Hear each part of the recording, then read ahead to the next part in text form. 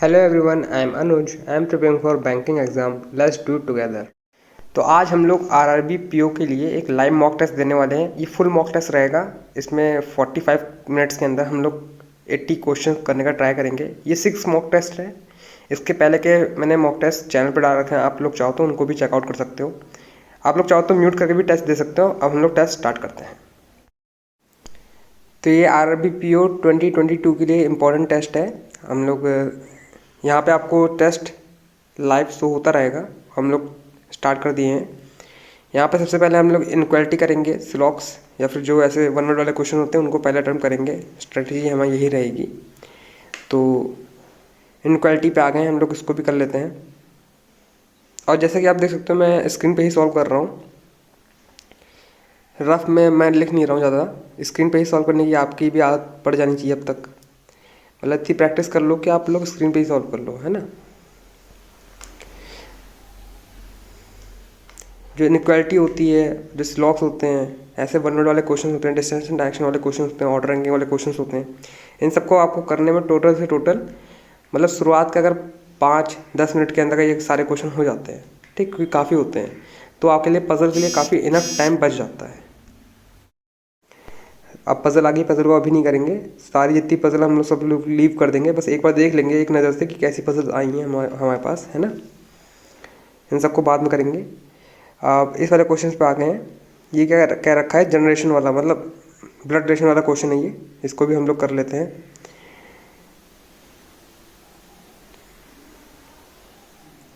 Blood relation, order ranking, इस सब question को 1 मिनट के अंदर बन जाता है तो बहुत अच्छी बात होती है। क्योंकि हमारा जो जो ज़्यादा टाइम होता है ना, हम लोग पजल में देंगे, उसको करने में देंगे। क्योंकि पजल थोड़ी लंबी हो जाती है, लेंदी हो जाती है, उसके लिए हमें टाइम भी चाहिए। तो जल्दी जल्दी बना लेते हैं। आप लोग भी ट्राई करते रहो मेरे साथ साथ। और आरआरबी पीओ का पेपर है तो स्ट्रेटजी हमारी यही रहेगी कि पहले हम रीजनिंग करें, अटैम्प्ट करें, और रीजनिंग फुल अटैम्प्ट करें। मतलब 40 क्वेश्चन अटैम्प्ट करें, जितना भी टाइम इसमें जा रहा है ना। और जो मैथ होगी, मैथ में हम 25 से 30 क्वेश्चन करने का ट्राई करेंगे। ये टारगेट रहता है मेरा। तो इससे क्या होता है, आपका 65 से 70 क्वेश्चन तक अगर आपका अटेम्प्ट हो जाता है तो कट ऑफ जो इसकी होती है वो 60 के अराउंड जाती है। 60 मतलब 55 से 65 के बीच में कट ऑफ जाती है इसकी। सारे मतलब स्टेट की या सारे जो उसमें लैंग्वेज होते हैं, और उसमें जो जर्नल की होती है, ओबीसी की होती है, एसटी एससी की होती है, जितनी भी कट ऑफ होती है वो 60 से 55 के बीच में जाती है। तो अगर आप 70 का टारगेट लेके चलोगे तो अच्छा रहेगा। देख सकते हो सिलॉक्स आ गया। सिलॉक्स कर लेते हैं हम लोग। बहुत ही इजी सिलॉक्स हैं, इसमें ज़्यादा कुछ मतलब डिफ़िकल्टी वाले सिलॉक्स नहीं है। नहीं तो 3 स्टेटमेंट 3 कंक्लूजन वाले सिलॉक्स भी आते हैं। तो देख सकते हो इसमें जो मेन चीज़ होती है डायग्राम बनाना। आप देख सकते हो मैं डायग्राम कैसे बना रहा हूँ। मतलब आप अप्रोच देख सकते हो कि मैं कैसे अप्रोच करता हूँ क्वेश्चन करने के लिए, है ना। और जल्दी से जल्दी हम लोग टिक करते हैं इसमें। 1 से 1.5 मिनट के अंदर सारे सिलॉक्स कंप्लीट कर देने चाहिए। मतलब इतनी आप प्रैक्टिस कर लो। और अगर आपको सिलॉक्स का बेसिक सीखना है तो इसके लिए भी मैंने वीडियो बना रखी है। कुछ बेसिक टू एडवांस करके, बेसिक टू हाई लेवल तक, एडवांस लेवल तक सिलॉक्स उसमें मैंने बता रखा है। 30-45 मिनट की वीडियो है, आप उसको भी चेकआउट कर सकते हो। लिंक डिस्क्रिप्शन बॉक्स में है। उससे आपके बेसिक एकदम क्लियर हो जाएंगे कि कैसे सिलॉक्स बनाने पड़ते हैं, है ना। डायग्राम कैसे बनाया जाता है, क्योंकि मेन चीज़ होती है डायग्राम बनाना। अगर आपका डायग्राम बन गया है तो 80% आपका क्वेश्चन हो गया है। बस आपको कंक्लूजन पढ़ना है, वो ट्रू है या फॉल्स है, बस वो देखना होता है ना। तो यहाँ पे सिलॉक्स हमारा कंप्लीट हो गया है। इसके बाद हम लोग नेक्स्ट क्वेश्चन पे मूव ऑन हो जाएंगे। देख सकते हैं 10 क्वेश्चन हो गए हैं। अभी हमारा 4 मिनट हुआ है, 10 क्वेश्चन हो चुके हैं। अब हम लोग पजल पे आ गए हैं, पजल कर लेंगे, ठीक है। क्या बोल रखा है, 7 बॉक्सेस हैं स्टैक में। Top most box number is 1। तो 1 2 3 4 5 6 7, ठीक, यहाँ तक ऐसे लिख लिया। और हम लोगों ने ये ग्रिड बना ली है। डायग्राम में होता है, जो स्ट्रक्चर होता है बनाना, वो सबसे इंपॉर्टेंट होता है, क्योंकि उसके हिसाब से आपकी पजल बनती है। अब जल्दी जल्दी हम लोग पुट करते हैं। यहाँ पे बोल रखा है आर मिडिल में है, और आर को एक छोड़ के यू बैठा है। तो 2 पॉसिबिलिटी आप देख सकते हो बन गई है। तो मैंने 2 पॉसिबिलिटी साथ ही साथ बना के चल रहा हूँ, क्योंकि छोटा सा क्वेश्चन है। मैं नहीं चाहता कि इसमें ज़्यादा टाइम वेस्ट करूँ मैं। और जो कंक्लूजन दे रखे हैं, मैं जो स्टेटमेंट दे रखी हैं, सॉरी, उसको मैं डायरेक्ट पुट करने का ट्राई कर रहा हूँ। आप देख सकते हो मैंने एक भी स्टेटमेंट अलग से नोट डाउन नहीं करी, क्योंकि जितनी भी स्टेटमेंट है वो डायरेक्ट पुट हो रही हैं। और पहली पॉसिबिलिटी में हमारी पजल बन चुकी है। आप देख सकते हो 1 मिनट के अंदर हमारी पजल बन चुकी है। तो यही आप अप्रोच यही भी रखो कि जल्दी जल्दी आपकी पज़ल बन जाए, जो इजी लेवल वाली है, क्योंकि ये तो इजी लेवल वाली पज़ल थी, है ना। पीओ के एग्ज़ाम को अगर कंसिडर करा जाए तो ये तो सिर्फ क्लर्क लेवल के एग्ज़ाम की थी, लेकिन जो मॉक टेस्ट है वो मॉक टेस्ट है। ये एक फ्री मॉक टेस्ट है, आप लोग चाहो तो इसको दे सकते हो। ये टेक्स्ट बुक पे मैं दे रहा हूँ यहाँ पे, तो आप लोग चाहो तो ये फ्री मॉक टेस्ट है आरआरबी पीओ का। बहुत सारे फ्री मॉक टेस्ट हैं, आप लोग चाहो तो उनको भी अटेंड कर सकते हो, है ना। हम लोग जल्दी जल्दी आंसर टिक करते हैं। सबसे बॉटम मोस्ट पे कौन सा है? एस। और फिर नेक्स्ट क्वेश्चन मूव ऑन हो जाते हैं। तो ये क्वेश्चन आ गया, इसको भी कर लेते हैं हम लोग साथ ही साथ। 10 लोग बैठे हैं तो 10 लोगों के नाम दे रखे हैं। हाँ, पीओ के पेपर में ये होता है कि आपको नाम देखने को ज़्यादा मिलेंगे, जो नाम वाले क्वेश्चन होते हैं वो ज़्यादा होते हैं इसमें। तो नाम दे रखे हैं 10 लोगों के, और उनके जो बर्थडेज हैं वो सब जनवरी में आ रहे हैं, और जनवरी की अलग अलग डेट पे आ रहे हैं। 5, 6, 8, 10 जो डेट लिख रखी हैं वो हम नोट डाउन कर लेते हैं। और 10 लोग हैं, हम लोगों ने वापस से ग्रिड बना ली है। तो इसको जल्दी से हम लोग, तो आप देख सकते हो नीचे बस 5 लाइन की पजल है। बस इन लोगों ने जो लैंग्वेज होती है वो बड़ी कर रखी है नीचे, नहीं तो 5 लाइन की पजल है सिर्फ। आस्था इज़ द एल्डेस्ट वन, तो आस्था है सबसे ऊपर आ जाएगी, ठीक है। और जो अश्वनी है वो सबसे यंगेस्ट है, तो अश्वनी सबसे नीचे आ जाएगी, है ना। तो दो चीज़ें बिल्कुल डिफाइन हो गई है, आस्था सबसे ऊपर, अश्वनी सबसे नीचे। बस नाम है, नाम को अगर आप नोट डाउन करते रहोगे तो थोड़ा सा टाइम टेकिंग है ये। बाकी पजल बहुत इजी है, आप लोग भी ट्राई करते रहो, आपसे भी बन जाएगी। अब जो मतलब स्टेटमेंट दे रखी हैं, अगर डायरेक्ट पुट करने वाले की तो मैं उसे डायरेक्टली पुट करूँगा। अगर कोई पॉसिबिलिटी से बन जाती है तो पॉसिबिलिटी भी ट्राई कर लूँगा। और जो कोई नोट है जो डायरेक्ट पुट नहीं हो रहा है, उसको मैंने नोट अलग से यहाँ पे बना लिया है, अब देख सकते हो, है ना।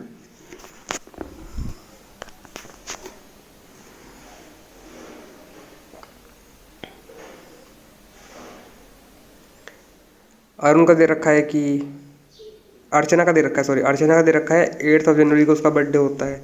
कुछ की मतलब बोल ही रखा है Arjun is 2 year younger to Archana, तो अर्चना के 2 दिन बाद अरुण पैदा होगा, मतलब बर्थडे, उसका बर्थडे है ना। और सत्या का 10 दिन बाद है, तो सत्या का 10 दिन बाद तो 20 को होना चाहिए। यहाँ पे कुछ गड़बड़ हो रही है मेरे से, यहाँ पे कहीं कुछ तो गड़बड़ हो गई है। यहाँ पे आदित्य आ रहा है, आदित्य की जगह सत्य आना चाहिए। मैं एक बार दोबारा से पढ़ लेता हूँ पजल।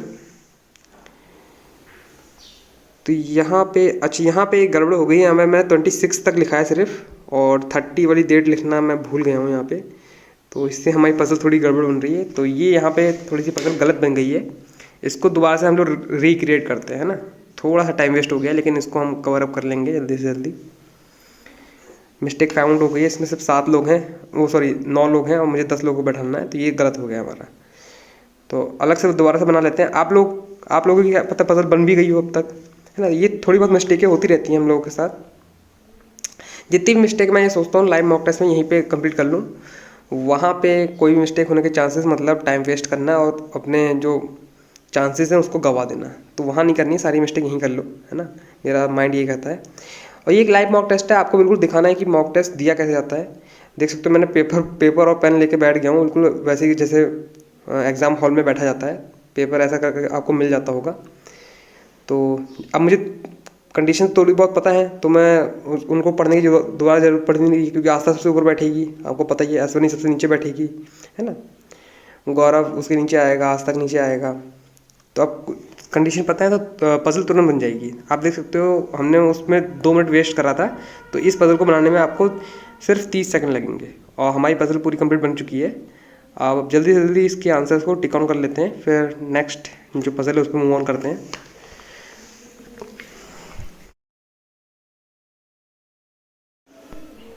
आपके साथ एग्ज़ाम में भी ऐसा हो सकता है, तो जल्दी से जल्दी आपको गलती पकड़नी है और उसको सुधारना है, टाइम लेके ही, है ना। बहुत ध्यान से क्वेश्चन करना है, क्योंकि आप नहीं चाहोगे कि यहाँ पे कुछ गलती हो जाए और पूरी पजल आपकी गलत बन जाए। पर ये पजल एकदम सही है ना, मैंने बहुत ध्यान से बनाई है। तो आप लोग भी प्रैक्टिस करते रहो, मॉक टेस्ट देते रहो। और ये मेरा 6th मॉक टेस्ट है। इससे पहले कि मैंने 5 मॉक टेस्ट मैंने चैनल पर डाल रखे हैं, और उससे पहले के भी मॉक टेस्ट मैंने जो फुल मॉक टेस्ट दे रखे हैं आरआरबी पीओ के, आरआरबी क्लर्क के, वो भी मैंने इस पर चैनल पर डाल रखे हैं। आप लोग चाहो तो उनको भी चेकआउट कर सकते हो। अब ये एक क्वेश्चन आ गया है, सिर्फ ऑर्डर रैंकिंग वाला क्वेश्चन है, एक क्वेश्चन था इकलौता, मतलब इसमें और मिला के क्वेश्चन नहीं थे, तो उसको मैंने ऐसे यहीं पर कर दिया था। हम लोग नेक्स्ट पजल पे आ गए हैं। इसमें भी हाँ, इसमें क्या बोल रखा है, ये डिस्टेंस एंड डायरेक्शन का क्वेश्चन है, इसको भी जल्दी से कर लेते हैं। Mohan start cycling from P, 7 kilometre south में गया है, फिर क्यू को रीच करा है ना। तो इसका मतलब स्टैंडर्ड है, ऊपर नॉर्थ रहता है, नीचे साउथ रहता है, लेफ्ट हैंड साइड पे वेस्ट है और राइट हैंड साइड पे ईस्ट है, ये सब तो आपको पता ही होगा। ठीक है, तो आप लोग भी ट्राई करते रहो, कॉपी पेन लेके आप लोग भी बैठ जाओ, मेरे साथ पूरा क्वेश्चन पेपर ट्राई करते रहो। आप लोग ये सोचो कि 45 मिनट्स के अंदर हमको 80 क्वेश्चन अटैम्प्ट करने का मिल रहा है ना। और साथ में कंपेयर करने को भी मिलेगा कि जैसे जिस स्पीड से मैं कर रहा हूँ, क्या पता आपकी स्पीड मुझसे भी तेज हो क्वेश्चन करने की, क्वेश्चन अटैम्प्ट करने की। तो कंपेयर करते रहोगे, कंपटीशन बना रहेगा, तो मतलब सीखने में आसानी रहती है। जब कंपटीशन रहता है तो हर कोई आगे बढ़ना चाहता है ना, कि मैं इससे कम्पीट करूँगा तो इससे और आगे बढ़ जाऊँगा। तो इस मोटिव से चलोगे तो मतलब इम्प्रूवमेंट आते रहेंगे आपके अंदर। प्रैक्टिस तो आप करते ही रहते हो, लेकिन इम्प्रूवमेंट आते रहेंगे उसके अंदर।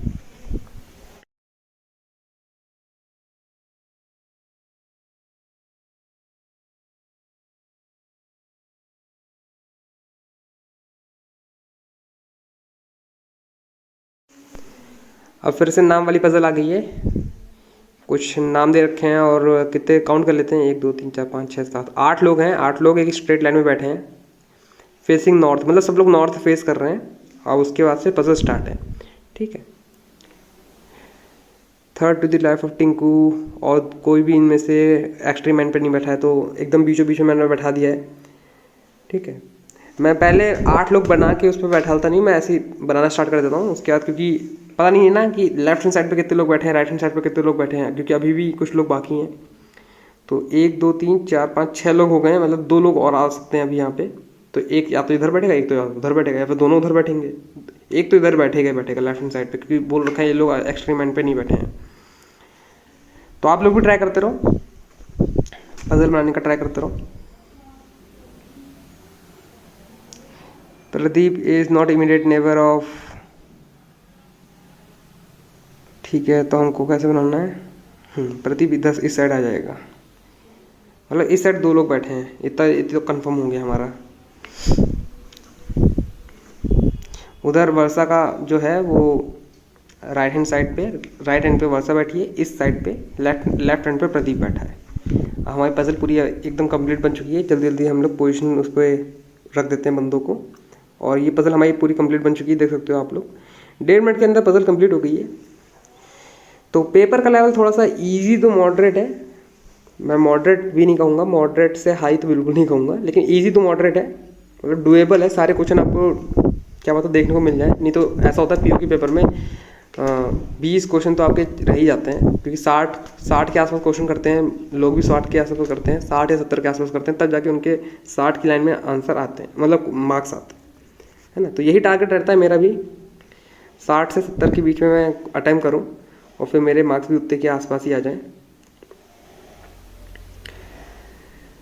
अब ऊपर की पजल बची थी उनको भी कर लेते हैं, जो हमने शुरुआत में छोड़े थे। आप देख सकते हो यहाँ पे अभी सिर्फ 14 मिनट हुए हैं, और हमारा जो रीजनिंग का पेपर है ऑलमोस्ट कंप्लीट हो चुका है। दो पजल बची हैं, उनको भी जल्दी जल्दी कर लेते हैं। क्या बोल रखा है, एक बॉक्स दे रखा है, उसमें बॉक्स वाली टेबल है, उसमें उसके अराउंड 8 लोग बैठे हैं, सब लोग अंदर फेस कर रहे हैं, 4 लोग साइड में, 4 लोग कॉर्नर में बैठे हैं। और मैंने पजल को ऐसे ही बना रहा हूँ मैं, मतलब पॉइंट को नोट नहीं कर रहा हूँ मैं, डायरेक्ट पुट कर रहा हूँ यहाँ पे अब। ठीक है, क्योंकि उसने बोल रखा है एक साइड से बोल रखा है उसने कि एक बंदा जो रमेश है वो third to the right of J बैठा है, और जय है वो third to the right of Raja बैठा है, और राजा जो है वो मतलब साइड पे बैठा है, कॉर्नर पे नहीं बैठा है। तो मैंने राजा को लेकर पूरी पजल यहाँ पे बना दी है। मैं पॉइंट को नोट डाउन करने का कम ट्राई करता हूँ प्री के एग्जाम में, मेंस में तो आपको करना ही पड़ेगा ऑब्वियसली, लेकिन प्री में कम करता हूँ, क्योंकि पॉइंट को नोट करोगे, फिर पजल को बनाओगे, फिर उसमें रखोगे, तो ज़्यादा टाइम लग जाता है। इसलिए आप डायरेक्ट पजल में पुट करते रहो, अगर कुछ भी गलत होता है तो नेक्स्ट पॉसिबिलिटी या फिर नेक्स्ट पजल बना सकते हो आप, है ना। जल्दी जल्दी हम लोग मार्क कर लेते हैं, फिर नेक्स्ट जो एक क्वेश्चन रह गया उसको भी देख लेते हैं हम लोग क्या कह रहा है वो क्वेश्चन। अच्छा, ये वाला क्वेश्चन रह गया था, ये चाइनीज़ कोडिंग वाला क्वेश्चन है, और चाइनीज़ कोडिंग को भी मैं भी स्क्रीन पे ही सॉल्व करता हूँ। और आप लोग चाहो तो कैसे भी सॉल्व कर सकते हो। मैं तो स्क्रीन पे सॉल्व करता हूँ एलिमिनेशन मेथड यूज़ करके कि कौन सा कोड एलिमिनेट हो रहा है उसको मैं एलिमिनेट कर देता हूँ और फिर जो बचा हुआ कोड होता है वो उसका आंसर होता है। ठीक, मैं तो ऐसे करता हूँ। बाकी अगर आपको लिख के करना है तो आप लिख के भी कर सकते हो। थोड़ा मुझे उसमें टाइम वेस्टिंग लगता है और मेरी आदत नहीं है। जैसे जिसकी आदत है वैसे सॉल्व करें, है ना। मैं तो ज़्यादा क्वेश्चन जो होते हैं वो स्क्रीन पे सॉल्व करता हूँ क्योंकि आपके सामने स्क्रीन आती है इतनी बड़ी और उसको देखते रहो, वहीं पे सॉल्व कर दो तो अच्छी बात है। पेपर में लिखने का फिर इसमें थोड़ा टाइम कहीं ना कहीं जाता ही जाता है। तो अभी मैं एलिमिनेशन मेथड यूज़ करके इन सब के आंसर निकाल रहा हूँ। इंडस्ट्री का आंसर निकालना है तो इंडस्ट्री कौन सी लाइन में है, जिस लाइन में है इंडस्ट्री है उसको देख लो कहीं और इंडस्ट्री आ रहा है क्या। तो अगर कॉमन आ रहा है तो कॉमन कोड उसका आंसर हो सकता है। कॉमन नहीं आ रहा है तो जितने जितने इंडस्ट्री के बाद जितने सेंटेंस में जितने वर्ड बचे हैं उनको आप एलिमिनेट करो कि कहीं कॉमन आ रहा है तो उसका कॉमन कोड लेके एलिमिनेट कर दो। जो बचा हुआ कोड होगा वो इंडस्ट्री का होगा। अगर एक से ज़्यादा है तो मतलब इधर वाला कोई बन सकता है। अब यहाँ पे सेंटेंस वाला आता है तो यहाँ पे थोड़ा बहुत लिखने का आपको जरूरत पड़ती है, वरना आपको कहीं लिखने की जरूरत नहीं पड़ेगी क्योंकि जो प्री के एग्ज़ाम होते हैं ना उसमें 5 क्वेश्चन आएंगे और 4 क्वेश्चन आपको ऐसे ही पूछे जाएंगे कि इसका कोड क्या है उसका कोड क्या है, और एक क्वेश्चन आपका हमेशा सेंटेंस वाला ही आएगा। आप लोग भी यहाँ पे ट्राई करते रहो क्वेश्चन को करते हुए। ये सेंटेंस वाला आया तो इसको हमें लिखना पड़ेगा। स्टील कंपोनेंट आर रेड का पूछा है तो स्टील को मैं फाइंड करूँगा, फिर रेड को ऐसे करके फाइंड करना है हमको। ये लास्ट क्वेश्चन है, इसके बाद हम लोग क्वांट सेक्शन पे मूव हो जाएंगे। और अभी हमारा जो टाइम हुआ है वो 17 मिनट हुआ है। 17 मिनट के अंदर हमारा रीजनिंग का क्वेश्चन ऑलमोस्ट अटेम्प्ट हो गया है। तो मेरा जो टारगेट रहता है वो यही रहता है कि शुरुआत के 20 मिनट के अंदर रीजनिंग का क्वेश्चन पेपर अगर मैं सॉल्व कर दूं तो जो बाकी 25 मिनट है वो मुझे क्वांट सेक्शन में मिल जाएंगे। और 25 मिनट में 25 क्वेश्चन करना RRBPO में बहुत ईजी होता है ना। तो यही मेरा टारगेट रहता है क्योंकि इसमें तो आप जानते हो ग्रामीण बैंक के पेपर में कंपोजिट टाइम मिलता है आपको, मेंस में भी कंपोजिट टाइम मिलता है और प्री में भी कंपोजिट टाइम मिलता है। एक क्वेश्चन बचा, इसको भी कर लेते हैं। ये क्या है, अल्फ़ाबेट, इसमें अल्फ़ाबेट काउंट करना है। प्लेस वैल्यू लिखो और काउंट कर लो। तो E5 X24 ये सब प्लेस वैल्यू आपको याद होनी चाहिए एकदम, है ना। एकदम बेसिक है, इसको मैं बेसिक तो अभी नहीं बताऊंगा कौन कौन सी प्लेस वैल्यू क्या क्या होती हैं। तो हमारा रीजनिंग का सेक्शन पूरा सॉल्व हो चुका है। हम लोग कौन सेक्शन में आ गए। रीजनिंग में बस एक क्वेश्चन में डाउट है, वो सेंटेंस वाले में, उसको हम बाद में कर लेंगे। उसको मैं नन ऑफ दिस मार्क करके आ गया हूँ, लेकिन अभी बाद में उसमें जाएंगे, ठीक है। अभी मैथ देख लेते हैं। मैथ में हमारा टारगेट ये रहेगा, जितना भी टाइम हमारे पास बचा है, कितना टाइम बचा है, 27 मिनट बचा है। तो 27 मिनट में हम लोग ट्राई करेंगे कि 27 मिनट में 27 क्वेश्चन कर लें, पर क्वेश्चन पर मिनट। तो यहाँ पे आपको दिख रहा होगा मिसिंग नंबर वाली सीरीज़ आ गई है। तो मिसिंग नंबर में गैप लेकर ट्राई करा करो। अगर ऐसे एकदम से गैप बढ़ रहा है तो मतलब मल्टीप्लिकेशन प्लस कुछ ऐड हो रहा होगा। तो 17 इंटू 1 प्लस 2 19 इंटू 2 38 प्लस 2 40। तो 40 इंटू 2 40 इंटू क्या आएगा 3 आएगा, हाँ 3 प्लस 2। फिर क्या आएगा 4 प्लस 2 आएगा। तो 4 प्लस 2 क्या आ जाएगा 490। इसमें भी गैप लेकर आप ट्राई कर सकते हो, जो होता है डिफरेंस वाला होता है इसमें सारा। तो इसका मैं आपको बता देता हूँ। मैथ में मतलब क्वांट सेक्शन में हम लोग क्या करते हैं, सबसे पहले नंबर सीरीज या फिर सिंप्लीफिकेशन, क्वाड्रेटिक, ठीक, ये सब क्वेश्चन पहले ट्राई करते हैं। फिर DI आती है, फिर लास्ट में अर्थमेटिक आती है ना।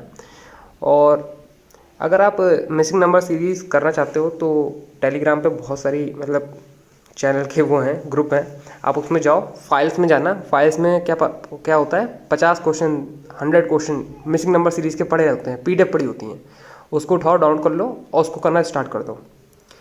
एग्ज़ाम की अगर 1 हफ्ते पहले से आप लगाना स्टार्ट कर दोगे तो आपको सारे कॉन्सेप्ट पता चल जाएंगे कि मिसिंग नंबर सीरीज़ में कौन कौन से कॉन्सेप्ट यूज़ हो रहे हैं। तो एक भी कॉन्सेप्ट ऐसा बच नहीं जाएगा। 5 क्वेश्चन आते हैं, 5 में से 4 क्वेश्चन तो आप पक्का करोगे।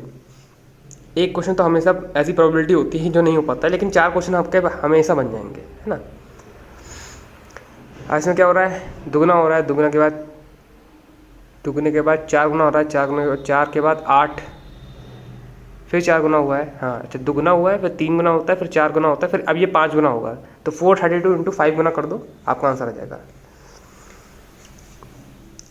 क्वाड्रेटिक आ गई है, इसको भी जल्दी से कर लेते हैं। क्वाड्रेटिक साइन से भी हो जाती है, मैं आपको बता देता हूँ। साइन से करना बहुत ईजी होता है।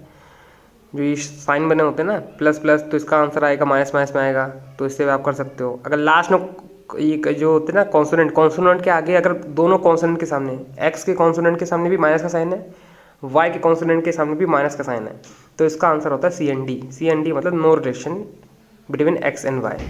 ठीक, तो ये एक छोटी सी ट्रिक है, अगर आपका ऐसे कहीं दिख जाए तो आप मार्क कर सकते हो। एक और बता देता हूँ क्या होता है। अगर ऊपर x की वैल्यू, x की जो टर्म्स है क्वाड्रेटिक में प्लस प्लस दे रखा है और नीचे y वाली में माइनस प्लस दे रखा है, तो y हमेशा बड़ा होगा x से। आप ऐसे आंख बंद कर मतलब लगा के टिक मार के आ सकते हो, अगर ऐसा करके दे रखा है तो। ठीक, इसी फॉर्मूले जिस फॉर्मूले मैंने बोला है, क्योंकि क्या होता है जब माइनस माइनस होगा तो उसके साइन रिवर्स हो जाते हैं, तो उसके साइन हो जाएंगे जो प्लस प्लस होगा उसके साइन रिवर्स हो जाएंगे माइनस माइनस, और जो माइनस प्लस होता है उसकी जो साइन रिवर्स होते हैं तो वो बन जाता है प्लस प्लस। और इसके लिए तो आपको क्वाड्रेटिक का बेसिक सीखना पड़ेगा। जैसे आप देख सकते हो मैंने रफ में यहाँ पे बना रखा है माइनस प्लस फिर प्लस प्लस माइनस माइनस, ये होते हैं कॉम्बिनेशन। इनके हिसाब से जो साइन होते हैं वो चेंज होते हैं। अब हम लोग सिंप्लीफिकेशन पे आ गए हैं। सिंप्लीफिकेशन नहीं है, इसे अप्रॉक्स कहते हैं हम लोग। अप्रॉक्स में क्या होता है 145 दे रखा है, 145.26 दे रखा है, तो उसके करीब का नंबर चूज़ करते हैं। 26 दे रखा है तो 145 को नहीं छेड़ते हैं। ठीक है, अब इसमें 12.92 दे रखा है तो 12.92 का मतलब है 13। ठीक, 78.61 है तो 70 का मतलब है, आप 70 ले सकते हो, 71 भी ले सकते हो, है ना। कुछ भी करोगे जब आप आंसर निकालोगे तो आंसर का जो यहाँ पे गैप होगा वो बहुत ज़्यादा दे रखा है, तो आपका आंसर मतलब मैच कर जाएगा। जैसे 216 आ रहा है मेरा आंसर, तो 216 के आसपास क्या है 217 है, तो वो आंसर हो सकता है। अप्रॉक्स आपको आंसर निकालना पड़ता है ना। तो जल्दी जल्दी आप लोग भी सिंप्लीफिकेशन करते रहो, तो साथ में ट्राई करते रहो।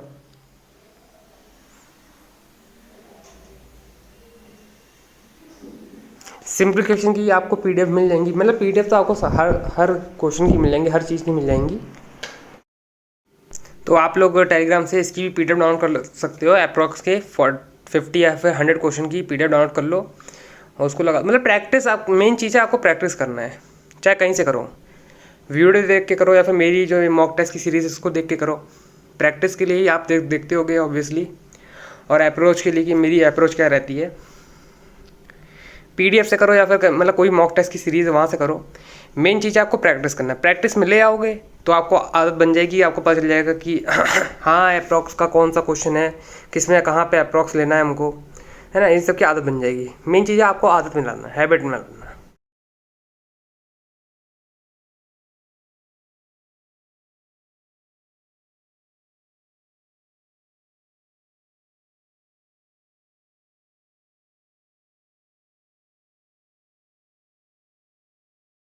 अब यहाँ पे 39.7 दे रखा है तो 40 लेंगे हम इसको। 15.9 दे रखा है तो इसको क्या लेंगे 16 लेंगे। 16 डिवाइड बाई 4 कितना आएगा 4 आ जाएगा। तो ये सब जितना होता है ना अप्रॉक्स का होता है, तो जितनी आपकी प्रैक्टिस रहेगी उतना आपका ईजी हो जाएगा। बाकी जो PO का पेपर होता है वो आता तो ऐसे ही है जैसा दिख रहा है यहाँ पे। तो मैथ का मैं कह सकता हूँ मैथ तो थोड़ी सी मॉडरेट लेवल ही है, जैसा आता ही है वैसे ही है। बाकी रीजनिंग तो मतलब इजी टू मॉडरेट लेवल थी, रीजनिंग में तो कुछ खास नहीं था। जो मैथ आई है वो थोड़ी सी लेंथी आई है बस। क्लर्क में आप जानते ही हो कि जो इसका ऑफिस असिस्टेंट का पेपर होता है उसमें आपको 80 में से 80 क्वेश्चन अटैम्प्ट करने ही पड़ते हैं। उसके बाद 80 में से 80 आपको बाई चांस लाने भी पड़ जाए कहो, क्योंकि उसकी कट ऑफ इतनी हाई जा रही है इस टाइम पे।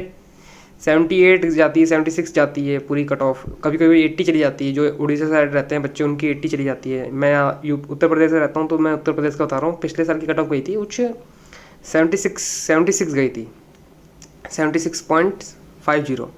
और 50 भी बहुत इंपॉर्टेंट होता है, 0.5 से भी लोग रुक जाते हैं। पहले तो मुझे भी हंसी आती थी जो 0.5 से कैसे रुक जाते होंगे, लेकिन मैंने देखा है, खुद भी एक्सपीरियंस करा है, तो मैं बता सकता हूँ आपको कि 0.5 से भी 0.25 से भी मतलब रुक जाते हैं बच्चे। तो काफ़ी इंपॉर्टेंट रहता है ये सब चीज़ें। उसकी कट ऑफ तो हाई जाती है, उसके लिए तो आपको हाई स्कोर करना ही पड़ेगा। लेकिन इसकी कट ऑफ जो होती है वो 60 के आसपास जाती है, क्योंकि PO लेवल एग्जाम थोड़ा सा डिफिकल्ट आता ही है क्लर्क के कंपैरिजन में। क्लर्क वाला जो पेपर होता है सबसे इजी वाला पेपर होता है बैंकिंग सेक्टर का, है ना। RRB क्लर्क का जो पेपर होता है। इंग्लिश तो वैसी होती नहीं है, सिर्फ रीजनिंग और मैथ होती है, तो इसलिए थोड़ा सा कट ऑफ हाई जाती है। अब हम लोग इस वाले क्वेश्चन में आ गए हैं। ये टेबलर फॉर्म में दे रखा है, कुछ डेटा दे रखा है। मंडे ट्यूसडे वेडनेसडे का और सैलून का दे रखा है कि किस सैलून में कितने कस्टमर आ रहे हैं, उस हिसाब से आपको आंसर निकालना है। ठीक है, तो सारा डेटा दे रखा है तो आपको कोई भी डेटा एक्सट्रैक्ट नहीं करना है। नहीं तो डीआई में क्या होता है, डेटा को थोड़ा सा घुमा के देते हैं ताकि आपको थोड़ा सा कैलकुलेटिव हो जाए। क्वेश्चन इसके लंबे हैं, हाँ क्वेश्चन लंबे हैं, लेकिन डेटा जो है वो बहुत ईजी है। ठीक, जल्दी जल्दी निकाल लेते हैं हम लोग। डीआई करना ज़्यादा आसान होता है उससे कंपैरिजन टू अर्थमेटिक, क्योंकि डीआई जो है, अगर आपको डीआई आ गई, पहला क्वेश्चन आ गया आपका डीआई का, तो मतलब बाकी सारे क्वेश्चन भी हो जाएंगे। अर्थमेटिक थोड़ी सी डिफिकल्ट हो जाती है क्योंकि उसमें कुछ टॉपिक होते हैं वो डिफिकल्ट हैं, बाकी तो सारे आसान ही हैं। परसेंटेज रेशियो वाले तो आसान ही हैं। कुछ बोट एंड स्ट्रीम के आपको डिफिकल्ट रख सकते हैं, और मेंसुरेशन की भी आप आ जाते हैं, सिलेंड्रिकल शेप में आ जाते हैं, कई बार कोन का भी वॉल्यूम पूछ लेते हैं, तो वो थोड़ा सा डिफिकल्ट हो जाता है। लेकिन क्योंकि उसका एक ही क्वेश्चन आएगा इसलिए कोई इतनी टेंशन लेने वाली बात नहीं है। प्रोबेबिलिटी का भी एक क्वेश्चन आता जरूर है। तो अगर पीओ पेपर दे रहे हो तो मैं तो रिकमेंड करूँगा इन दो टॉपिक को आप छोड़ सकते हो, मेंसुरेशन और प्रोबेबिलिटी वाले टॉपिक को। ठीक, पीओ के प्री के पेपर के लिए। बाकी क्लर्क में तो आपको सारे टॉपिक तैयार करके जाना पड़ेगा। ठीक, क्लर्क के लिए नहीं कह रहा हूँ मैं, पीओ के लिए कह रहा हूँ। क्योंकि इसमें पीओ में क्या है कि सारे तो आप अटेम्प्ट कर नहीं पाओगे ऑब्वियसली, अगर कर लेते हो तो बहुत अच्छी बात है, लेकिन सारे तो नहीं कर पाओगे। और इतनी पूरी 80 में से 80 कट ऑफ जाती भी नहीं है। अगर 2 क्वेश्चन छोड़ दोगे तो तब भी 78 मार्क्स होते हैं आपके पास गेन करने के लिए, है ना। तो दो क्वेश्चन आप छोड़ सकते हो। इसमें एवरेज निकालना है ऑल 3 सैलून का, थर्सडे वाले दिन का, तो एवरेज निकाल लिया यहाँ पे। अब यहाँ पे एक और डीआई आ गई है, इसको भी कर लेते हैं। आपको यहाँ पे डेटा शो हो रहा है, ठीक है। अगर आपको, हाँ डेटा शो हो रहा है, ठीक है, मुझे अलग से डेटा यहाँ पे लगाने की ज़रूरत नहीं है, डेटा शो हो रहा है बहुत अच्छी तरह। 100 और 150 के बीच का डिफरेंस जो है वो 1 का है, तो मतलब 110, 120, 130, 114 और 150, ठीक है, ऐसे डेटा दे रखा है। उसके बाद आपको रेशियो निकालना है, एवरेज निकालना है, ये सब निकालना होता है। इसमें पूछ रखा है what is the difference between number of bats and ball sold by Monday and Saturday. तो मंडे का टोटल कर लो और सैटरडे का टोटल कर लो, उसको माइनस करो तो वो आपका आंसर आ जाएगा। ठीक है, total number of balls sold by Sunday and Tuesday is what percent total number of bat sold on same day। तो बॉल्स का संडे और ट्यूसडे निकाल लो टोटल, इज व्हाट परसेंट मतलब रेशियो में ले लो। बैट्स का उन्हीं 2 दिन का निकाल लो और बता दो कि मतलब कितना ज़्यादा है।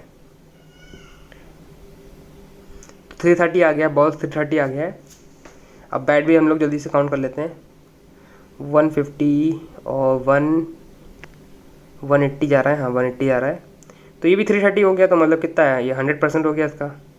हाँ, तो इजी लेवल आप देख सकते हो, थोड़ा सा इजी है इसमें, जो डीआई है वो थोड़ा सा इजी आई है।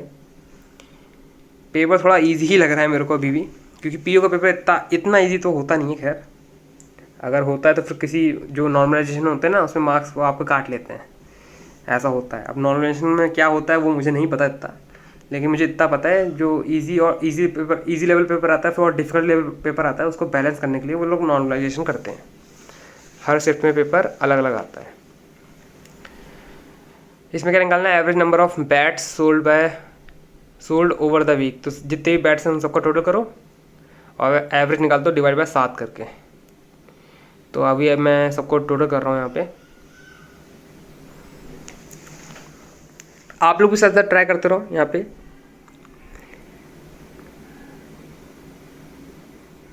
अभी हमारे पास 16 मिनट बचे हैं, काफ़ी क्वेश्चन हो सकते हैं 16 मिनट में। ट्राई करते हैं हम लोग फुल अटैम्प्ट करने का ट्राई करते हैं यहाँ पे, क्योंकि मुझे लगता है कि फुल अटैम्प्ट हो जाएंगे यहाँ पे। फिर देखते हैं कितने मार्क्स आते हैं यहाँ पे।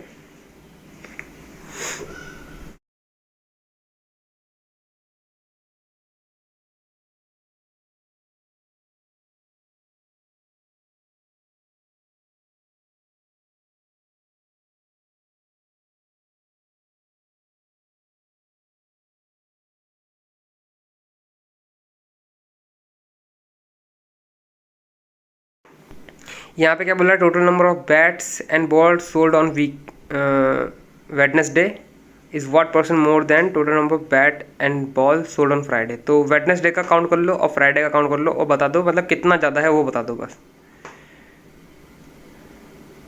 थोड़ी सी पेन में गड़बड़ी आ गई थी जो ठीक कर दिया मैंने। वेडनेसडे का काउंट करते हैं तो कितना हो जाएगा, 150 और 200 कितना हो जाएगा, 350 हो गया। और फ्राइडे का काउंट कर लेते हैं, फ्राइडे कहाँ, ये रहा फ्राइडे, कितना है 100 और 160 मतलब 26 हो गया। तो 35 26 से कितना जाता है, 9 जाता है 26 से। तो ये कर लेते हैं डिवाइड, 13 हो गया, ये 50 हो गया, 50 मतलब 450 डिवाइड बाय 13 कितनी बार का, 3 बार में गया तो 39 हो गया। कितना बचा, 1660 बचा, 60 कितनी बार में जाएगा, 4 टाइम्स में जाएगा, 4 टाइम्स 52 हो जाएगा, फिर 80 मतलब पॉइंट लगा के तो 34 पॉइंट समथिंग आएगा, 34 पॉइंट समथिंग मतलब थर्ड ऑप्शन हमारा सही आ रहा था। थर्ड ऑप्शन पे क्लिक करते हैं हम लोग और फिर नेक्स्ट क्वेश्चन पे मूव ऑन होते हैं। यहाँ पे क्या दे रखा है, total number of bats and ball sold in next week is 30% more than this week, 13% more. तो मतलब इस पूरे वीक का काउंट करना है बैट एंड बॉल और वो 30% मोर है। तो ये तो क्वेश्चन काफ़ी मतलब लेंदी हो जाएगा। वही मैंने बताया ना, 4 क्वेश्चन तो आपके इजी आएंगे, एक क्वेश्चन आपका डिफिकल्ट आएगा। तो ये थोड़ा सा डिफिकल्टी वाला क्वेश्चन है क्योंकि इसमें आपको सब कुछ प्लस करना है, फिर उसका 130% बढ़ा देना है, मतलब 30% उसमें इंक्रीज कर देना है, तो वो उसका नेक्स्ट वीक का वो हो जाएगा। अच्छा, एक और DI आ गई है यहाँ पे, 3 DI हो चुकी है हमारी यहाँ पे। इसका डेटा मैं मतलब यहाँ से क्लिक करके, फ़ोटो क्लिक करके यहीं कहीं लगा दूंगा डेटा, क्योंकि इसका डेटा मुझे लगता है देखने में आपको थोड़ी सी परेशानी हो रही होगी, क्योंकि मुझे भी यहाँ से दिख नहीं रहा है। खैर मैं वॉइस ओवर तो बाद में कर रहा हूँ, मैं टेस्ट तो पहले दे चुका हूँ, तो मुझे पता है यहाँ पे क्या क्या डेटा है। लेकिन मैं क्या करूँगा, इसका जो डेटा है उसका यहाँ पे एक फ़ोटो क्लिक करके यहाँ पे कहीं पे पेस्ट कर दूंगा, ठीक है, जिससे आपको पढ़ने में थोड़ी ईजी आसानी पड़ जाए।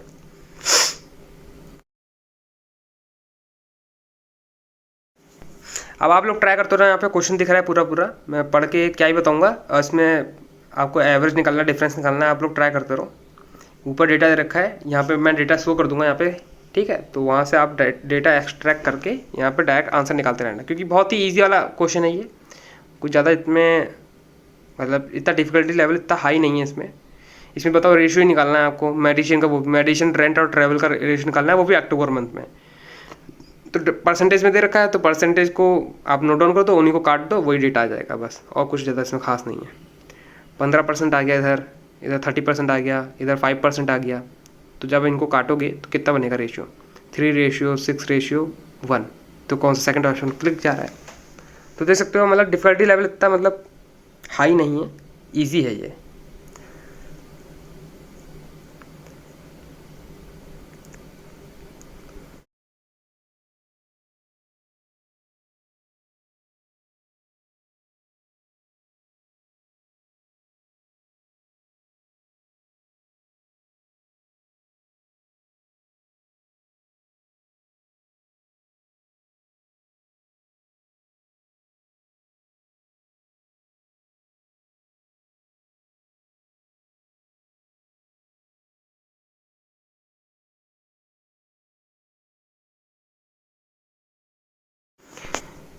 तो हमारी DI जितनी हैं सारी कंप्लीट हो गई हैं। हम लोग अर्थमेटिक वाले क्वेश्चन पे आ गए हैं। तो अर्थमेटिक में क्वेश्चन पे ये आ गए हैं, ये क्या बोल रखा है, सिंपल इंटरेस्ट का क्वेश्चन दे रखा है, इंटरेस्ट वाला क्वेश्चन आ गया है।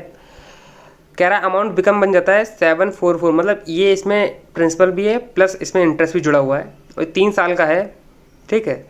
और बता रखा है कि 5 साल में वो 8400 हो जाता है। तो आपको प्रिंसिपल बताना है और रेट ऑफ इंटरेस्ट बताना है। तो मैं बताता हूँ आपका सबसे ईजी तरीका, इसमें आप कोई सा भी प्रिंसिपल पकड़ लो। मैं तो सेकंड ऑप्शन पिक कर रहा हूँ क्योंकि मुझे लग रहा है सेकंड ऑप्शन से हो रहा है।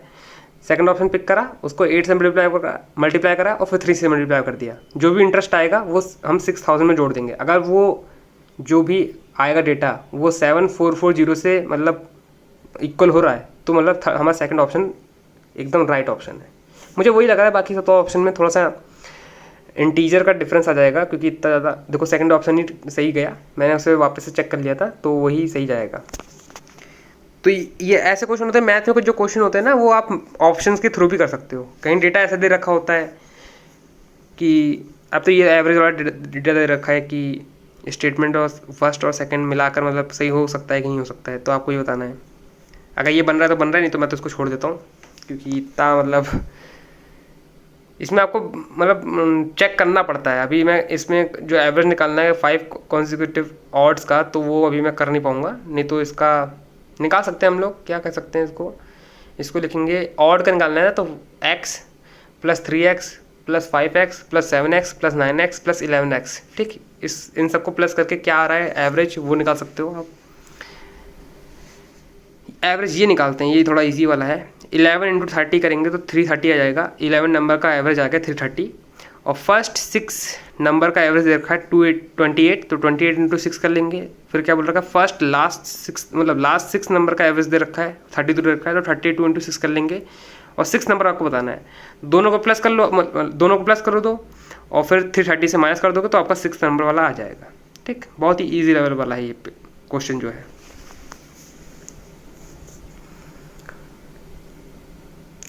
तो 330 में से 360 गया तो कितना 30 बचा, वो आपका आंसर आ जाएगा। इसमें क्या बोल रखा है, मिल्क एंड वाटर का रेशियो दे रखा है 5 और 3। उसके बाद 40 लीटर मिक्सचर निकाल लिया है, फिर 10 लीटर जो है वाटर ऐड कर दिया है, तो उसका जो मिक्सचर बन गया है वो 5-4 बन गया है। तो 5-4 बन गया तो मतलब 2 रेशियो की वैल्यू 10 आ गई, तो 1 रेशियो की वैल्यू 5। ठीक, और 5 का आपको ओरिजिनल फाइंड करना है, तो 5 इंटू क्या करोगे, 5 इंटू 8 करोगे 40 हो जाएगा। तो 40 उसमें 40 कह लो 80 आया आपका, 80 आ गया, मिक्सचर आ गया, तो 40 निकाला था तो 40 इसमें ऐड भी करना पड़ेगा, क्योंकि ओरिजिनल में से हमने 40 निकाला, तो 80 में से 80 में जगह 40 ऐड करेंगे तो 120 हो जाएगा, तो 120 आपका आंसर हो जाएगा। ये एज वाला क्वेश्चन आ गया। 3 साल पहले फादर और सन की एज कितनी थी, 5:1 थी। 6 साल बाद कितनी हो गई, 13:5। तो आपको रेशियो को इक्वल करना पड़ेगा, है ना, सिंपल रेशियो के डिफरेंस को। तो हमने सेम कर लिया यहाँ पे, और 3 आ गया रेशियो का डिफरेंस। तो 3 रेशियो की वैल्यू आ गई 9 ईयर्स। तो 1 रेशियो की वैल्यू 3 साल आ गई, और 3 से अगर आप मल्टीप्लाई कर दोगे, कहीं पे भी मल्टीप्लाई कर दोगे, तो सन का निकालना है, तो सन को मल्टीप्लाई कर देंगे 3 इंटू 2 6 हो जाएगा। 6 में 3 ऐड कर देंगे, 9 ईयर आ गई। ठीक है, तो ईजी लेवल आप कह सकते हो, इसमें ईजी लेवल है। अब ये क्वेश्चन है, इसको भी आप ऑप्शन के थ्रू कर सकते हो। तो इसको ऑप्शन के थ्रू कैसे करना है, मतलब 2 चीज़ों को कॉस्ट दे रखा है 2700, और उसमें बता रखा है एक को सेल करा है 15% प्रॉफिट पे, एक को सेल करा है 20% प्रॉफिट पे, और जो टोटल प्रॉफिट हो रहा है वो 480 हो रहा है। तो मैं क्या करूँगा, इसमें फर्स्ट ऑप्शन को चूज़ कर लिया 1200 में 15% का इंक्रीज कितना हो जाएगा, 12 इंटू 15 180 हो गया। ठीक, तो पहले जो प्लॉट उसको फ्लोर प्लॉट को बेचा है तो 180 का फ़ायदा हुआ है हमको, और दूसरा वाला है कितना है 1500 में 20% का प्रॉफिट करेंगे कितना हो जाएगा 300। तो 180 प्लस 300 कितना हो रहा है 480 हो रहा है, मतलब 480 प्रॉफिट हो रहा है। तो मतलब हमारा जो फर्स्ट ऑप्शन है वो ट्रू है।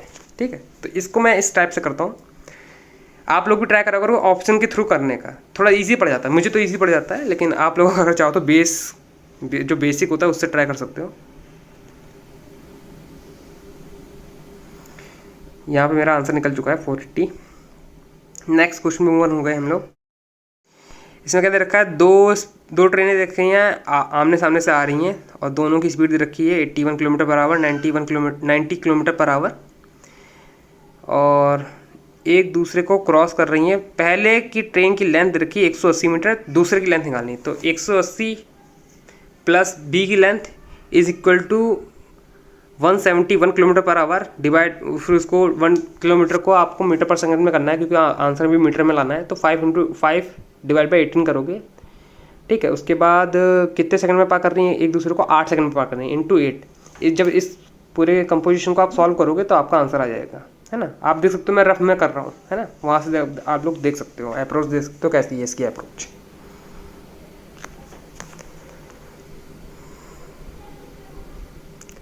तो 380 आ रहा है, तो 380 में से 180 गया, 200 मीटर आ गई, बी की लेंथ आ गई। बोट वाला क्वेश्चन आ गया है कि 154 किलोमीटर को पार करने में आपको 7 आवर लगते हैं, फिर उसकी स्पीड कितनी है 4 किलोमीटर पर आवर स्पीड की स्ट्रीम है, और आपको बोट को फाइंड करना है अप स्ट्रीम में कितने टाइम में अप स्ट्रीम को पार करती है। तो इसको आप लोग ट्राई कर सकते हो यहाँ पे। ठीक है, आप लोग भी ट्राई करते रहो।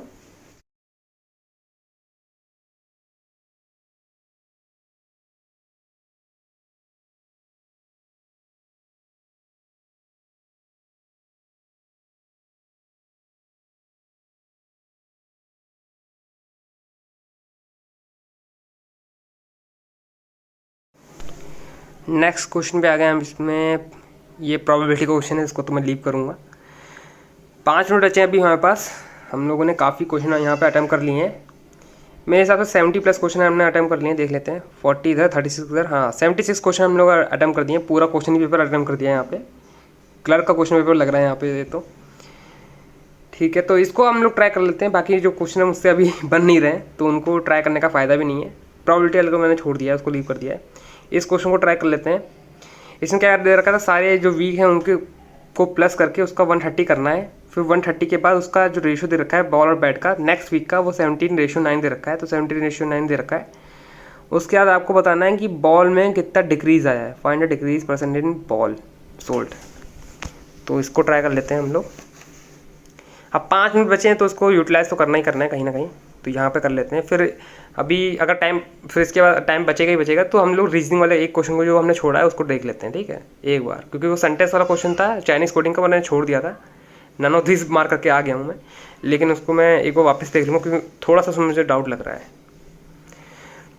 बाकी पेपर तो ईजी लेवल था, ईजी टू मॉडरेट लेवल था। ठीक है, आप लोग चाहो तो इसको अटेम्प्ट कर सकते हो। फ्री का मॉक टेस्ट है ये, आपको मिल जाएगा टेक्स्ट बुक पे, वहाँ पे जाके अटेम्प्ट कर सकते हो। और भी बहुत सारे ऐप में बहुत सारे फ्री मॉक टेस्ट हैं, आप लोग वहाँ से अटेम्प्ट कर सकते हो। फ्री मॉक टेस्ट जहाँ जहाँ से मिले वहाँ से उठा लो। मैं तो ये करता हूँ, ठीक है। तो ये आरआरबी का पीओ का मॉक टेस्ट था। इसके बाद हम लोग इसको सबमिट करते हैं, फिर देखते हैं कितने हमारे आंसर सही गए, कितने गलत गए।